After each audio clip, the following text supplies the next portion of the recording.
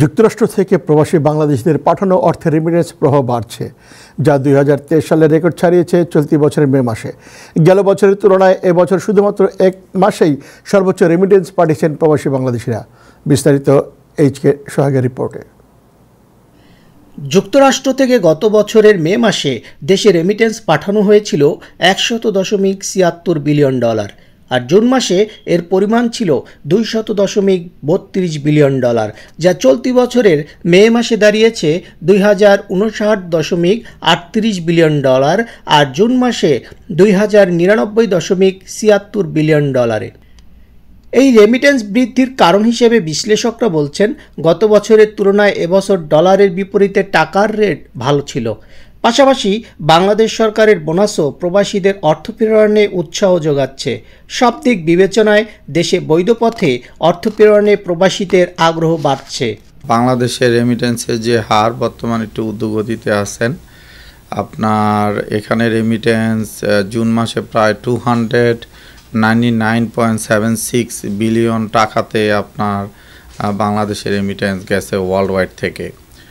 এবং আমরা যদি চিন্তা করি, মে মাসে প্রায় 259.38 বিলিয়ন টাকা গেছে বাংলাদেশে, যেটা মে মাসের থেকে জুন মাসে অনেকটা বেশি। এছাড়া আপনি যদি কম্পেয়ার করেন, গত বছরের মে মাসে আমাদের রেমিটেন্স গেছে 176 বিলিয়ন টাকাতে, আর জুন মাসে 232। কাজে গত বছরের থেকে তুলনা করলে এই বছরে রেমিটেন্সের হার বেশি বাংলাদেশে। বর্তমান নিয়ে আমেরিকাতে বাংলাদেশির সংখ্যা অনেক বেশি, সবাই রেমিটেন্স পাঠায় বাংলাদেশে। এবং আমাদের বৈধ পথে যে রেমিটেন্সের যেই রেট, যে টাকার হার রেট সেটা আপনার ইলিগ্যাল চ্যানেলের খুব কাছাকাছি।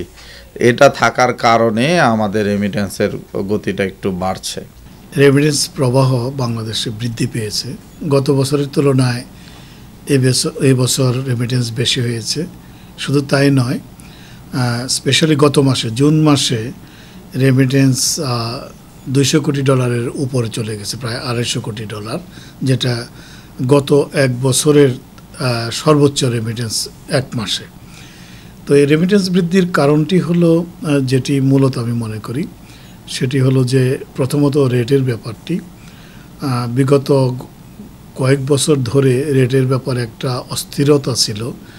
বাজারে এক ধরনের রেট ছিল, ব্যাংকে এক ধরনের রেট ছিল, আবার বিভিন্ন ব্যাংক বিভিন্ন রকম রেট দিত, যে কারণে রেটের বিষয়টি বিবেচনায় এনে অনেক প্রবাসী হয়তো বৈধ পথে রেমিটেন্স পাঠাতো না বা এরকম নিরুৎসাহিত হতো।